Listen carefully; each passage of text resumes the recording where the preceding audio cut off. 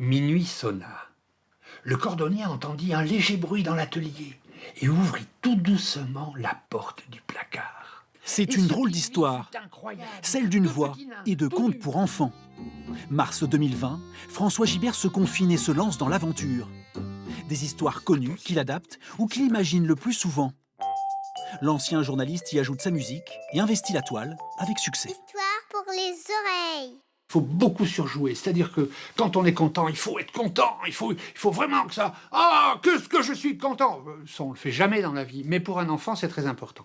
Quand on est triste, il faut prendre une toute petite voix, ou bien il faut chuchoter parfois, parce que l'enfant aime beaucoup le côté secret de la chose, parce qu'il rentre dans le secret lui-même, l'enfant, et alors il est complice, finalement. Alors au début, il y avait le virus... Un ingénieur du son Rochelet et une illustratrice font partie du projet. Une recette gagnante qui séduit Vetek, le géant chinois du jouet pour enfants. Ces contes seront désormais à entendre dans la boîte à histoire de la marque. Un éléphant qui s'appelait Fanfan. Comme ils avaient envie de travailler avec nous, on n'a rien eu à dire au niveau de... On n'a pas eu à nous vendre. Puisqu'ils prenaient ce qu'on faisait déjà, ils le prenaient en bloc.